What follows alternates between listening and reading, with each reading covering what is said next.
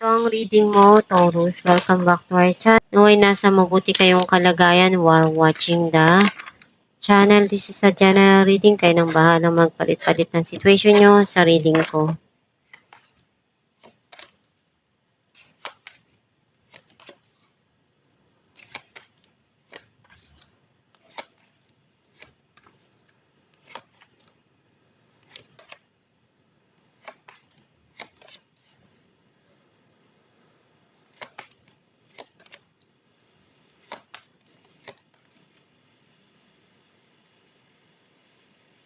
At the bottom of the deck, Four of Cups. I feel like ang nasisense ko na energy mo, nakita ko na andun yung meron ka ditong desisyon na kailangan mong gawin or pinag-iisipan mong tanggapin yung opportunity na papasok sa buhay mo. Ang mensahe ng card mo, nakita ko na may naaalala ka sa nakaraan, pabalik-balik yun sa isipan mo. Kasi para sa'yo, mahalaga yung mga nangyari dun. And hindi mo mabitawan yun ng basta-basta. Kasi yung puso mo naka-attach pa rin dun.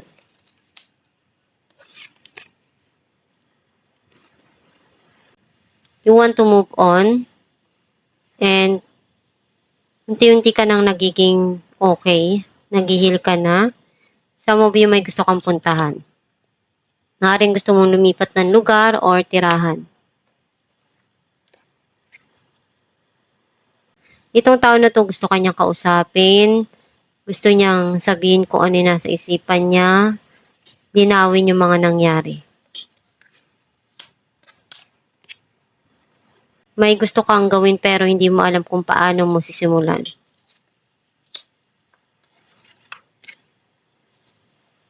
Nagkaroon ng end yung situation or paghiwalay. And may darating dito na pagsisimula.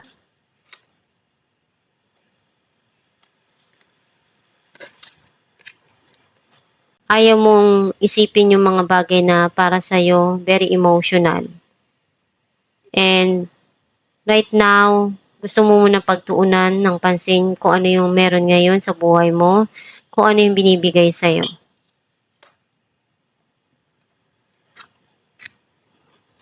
Marami kang pagsubok na pinagdaanan and marami ka ring natutunan doon.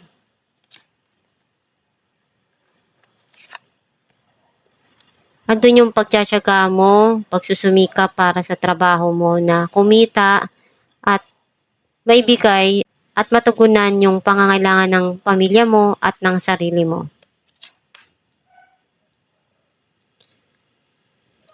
Clarify natin ang Five of Cups.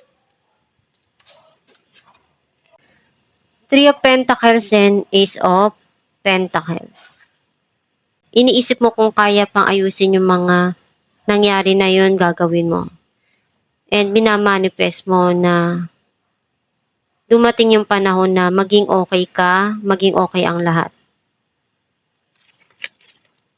Clarify natin ang Knight of Swords. Four of Wands and Six of Swords.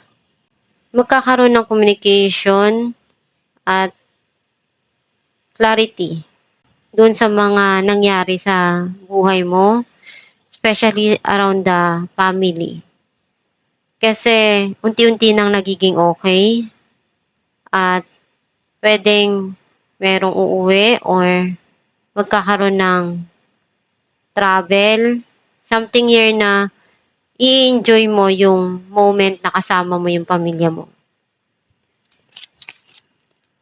Clarify natin ang The Tower.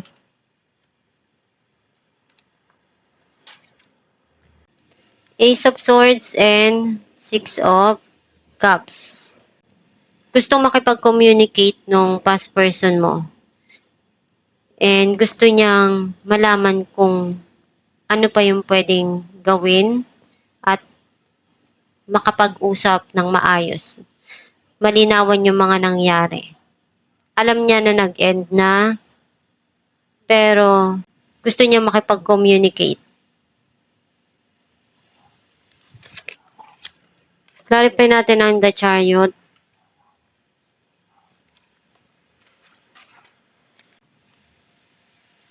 Two of Pentacles and Four of Swords.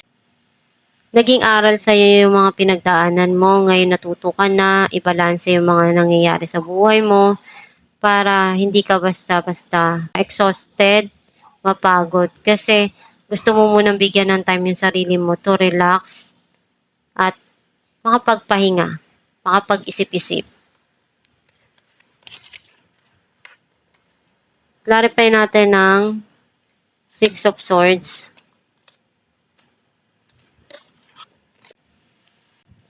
The Lovers and Knight of Pentacles. Unti-unti nang nagiging okay yung financial mo, yun yung pinibigyan mo ngayon ng attention na maging maayos yung karir mo at matugunan mo yung mga pangailangan ng mahal mo sa buhay at mapunuan mo kung ano yung kaya mong maibigay sa kanila. Clarify natin ang The Hangman.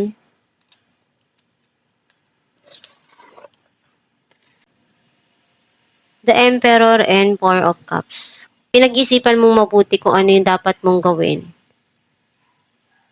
Ayaw mong magkamali. Kasi alam mo, lahat ng desisyon na gagawin mo, ikaw din naman yung makikinabang sa huli.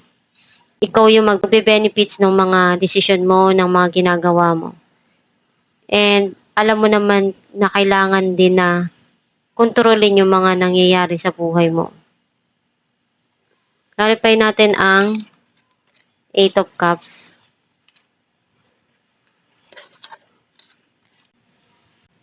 Six of Wands and Ace of Wands. Meron ditong darating na bagong opportunity or magkakaroon ng magandang connection dun sa relationship. Clarify natin ang Ace of Pentacles. Temperance and Two of Swords. Kailangan mong habaan yung pasensya mo. Andun yung pagsusumikap mo, ginagawa mo lahat. Kahit ano yung hirap na pinagdadaanan mo, nalalagpasan mo yon. Some of you may tao dito na iniisip niyang mag-offer sa'yo. Pero inihintayin niya kung ano yung tamang panahon. Kung kailan niya gagawin yun. And alam niya na marami ka ngayong pinagdadaanan.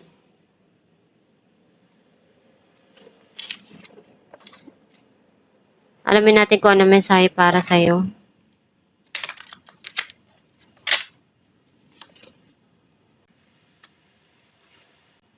When I'm tuned into the energy of abundance, I become abundant.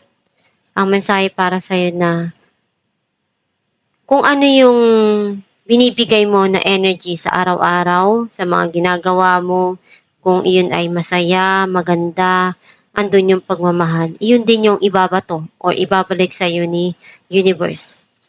Kasi ina-attract mo kung ano yung gusto mo mangyari sa buhay mo. Kung ina-attract mo puro kalungkutan, magulo, iyon din yung mangyayari sa iyo. Iyon din yung babalik sa iyo. Kaya kung gusto mong makuha kung ano yung gusto mo sa buhay, dapat yung energy na binibigay mo, maganda. Yung ina-attract mo palagi, positibo. Kasi yun yung matatanggap mo sa buhay mo. Samahan mo palagi ng pagsusumikap, pagtsatsaga, at pagdarasal.